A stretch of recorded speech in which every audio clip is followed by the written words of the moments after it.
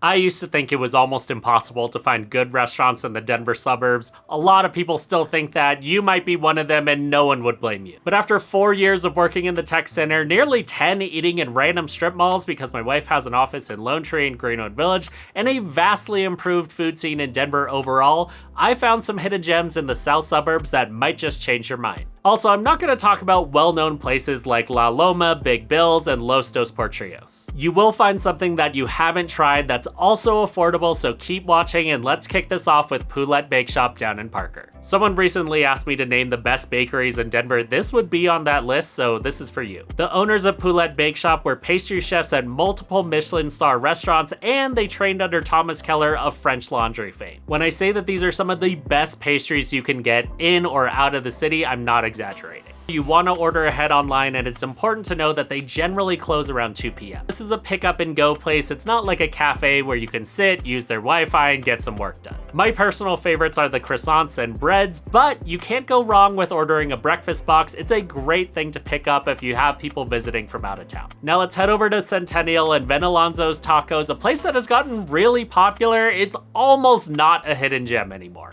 I will say that I made a short about this place before it was cool. Now it's winning local taco competitions and was named the 22nd best taco shop in the US by Yelp. I'm not gonna lie, the first time I saw the exterior of Venalonzo's Tacos, I was not expecting it to be good. If you haven't been yet, it's in a random strip mall off Arapahoe Road, not far from Pindustry. It's very small inside, more taco shop than full service restaurant. If you weren't looking for it, you wouldn't know it's there. They call themselves a little taco shop. The star of the show is definitely the case of birria tacos. They compete well with Kike's Red Tacos up in the city. You're gonna see the crazy good reviews, wonder if they're actually real. You're gonna walk in, be underwhelmed, but then the food is going to be as good as advertised. Since we're already out that way, let's head to Rocky Mountain Momo in Greenwood Village. When you're talking about true sleepers and hidden gems that mostly only locals have discovered, this is exactly that. But I recently made a short about this place and it got like 40,000 views, so word is definitely spreading about it. They serve Nepali dumplings, also known as momo. It's a very popular street food in Nepal. You can get them fried, steamed, or served in a special broth. The chai tea you can get there is delicious. The owner is super nice and they're so passionate about making momo. The chow mein is unexpectedly good here, and you will want to use the sauces with your momo. If you've never had momo before, it's a different kind of flavor than what you'd find in like Korean or Chinese style dumplings. The food comes out really fast and they're happy to help you order if it's your first time. Get that chow mein, it will surprise you. Next, my favorite boba shop in Denver and the sponsor of this video, T Street, recently opened a new location down in Parker. If you know where Golden Flame is off Lincoln, it's pretty much right there. This is a family-owned boba shop by an awesome brother-sister duo. Just like they do in Glendale, they make classically inspired drinks with a modern twist. And I know that boba's real trendy right now with the youth, but these guys are doing it right, and there's a reason why their drinks stand out. The Parker location also has steamed or fried dumplings that they make right in the shop with a machine that can churn out about 1,000 dumplings in an hour. They use high-quality teas, fresh ingredients, and the toppings are always perfectly done. Also, on a personal note, the owners, Victoria and Patrick, gave me a chance when I was just getting started on YouTube and barely knew what I was doing. I just loved their drinks and asked if I could make a video about them. They were one of the only businesses to say yes back then.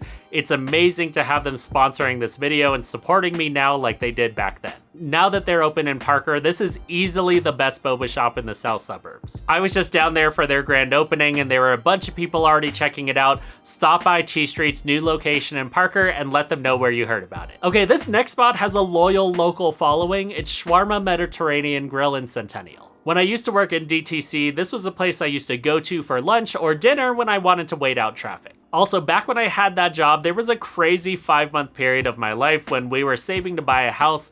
All I ate was apples, yogurt, hard-boiled eggs, and baby carrots.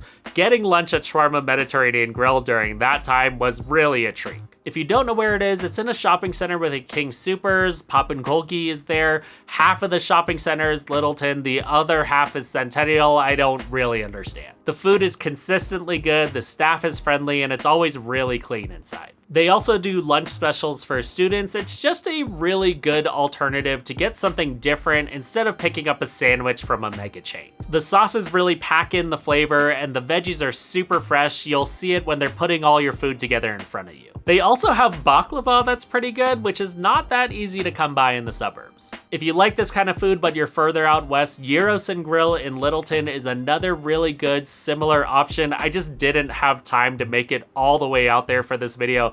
I was driving all over the place. Also, if you're enjoying this video so far, please give it a like to help more people find it. And obviously, no video can include every hidden gem, so add your favorites to the comments and let's help each other find these spots. Let's talk tacos again, and a spot you can easily miss in downtown Littleton, it's Senali Tacoria. Also, if you've ever been embarrassed to ask, I did confirm with them that it's Senali, not Senkai. In my opinion, these are probably the best tacos in Littleton. And if you're more into a street taco style instead of a drown a plate in sauce style that we frequently get in Colorado, you'll probably like this place.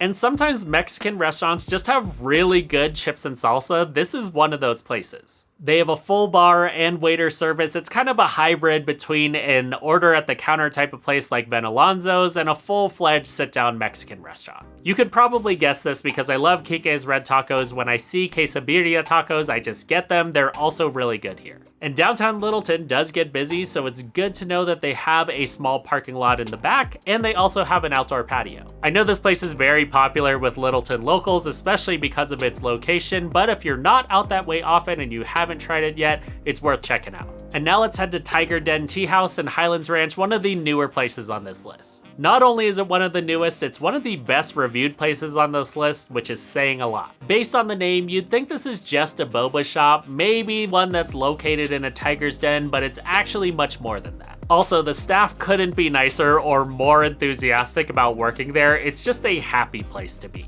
Also, they have Wi-Fi there, and you'll see a lot of people working there like a Starbucks. So if you work from home and you want to get out of the house for a while, it can be a good option. And the bobas here are really good. Like, this is the ube taro boba, and they have things like these coffee milk teas that are also excellent. But not only are the drinks delicious, they also have sneaky good banh mi and other food too. Let's be real, normally food at boba shops is not the move. Here they have really good pastries and Asian food greatest hits like fried rice and hot and sour soup. Sometimes you just want some good food to go with your drink, but you don't need like a full-fledged sit-down experience, and you can get that at Tiger Den. You'll go here for the drinks, but if you're hungry, don't skip that banh mi or check out other items on their menu. Your friends might look at you weird when you say you want to get lunch at a boba place, but they will be pleasantly surprised. Okay, let's head all the way over to Parker and a Thai takeout place that many people have added to the comments over the years. I'm doing this for you guys, it's Dancing Noodle. Many people would say that Dancing Noodle is the reigning champion of Thai food in the South Suburbs. And in a world where Thai restaurants are getting cooler and cooler names, I kinda love that it's called Dancing Noodle. It's in a strip mall across from O'Brien Park, tucked behind a Taco Bell. Back in 2010, Westward named them the best Thai restaurant in Denver, despite them being all the way out in Parker, and that was 2010 Parker.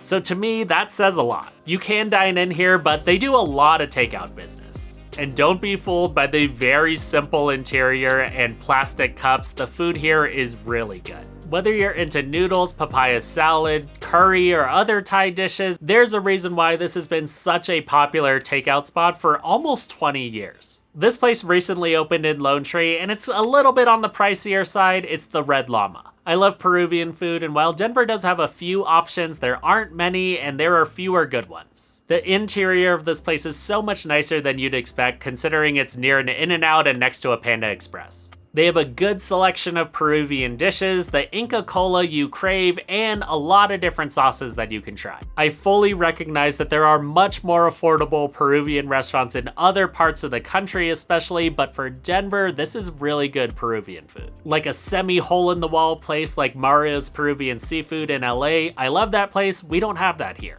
If you've never had Peruvian food, this is one of my favorite kinds of food on the planet. If you don't know what to order, most people will tell you to just go with the lomo saltado. While it is very pricey here, it's generally the go-to if it's your first time having Peruvian food. If you're into just trying some different kinds of food, like they have some Peruvian dishes that I had never tried before, this is a great way to do that. They also have some unique cocktails, Peruvian beers, and wines from South America if you want to go all in on your Peruvian food experience. Also, if you're looking for some fun things to do or you want to have some memorable meals, this video has you covered. It's one of my favorite videos I've ever made. Thanks for watching, and I'll catch you over there.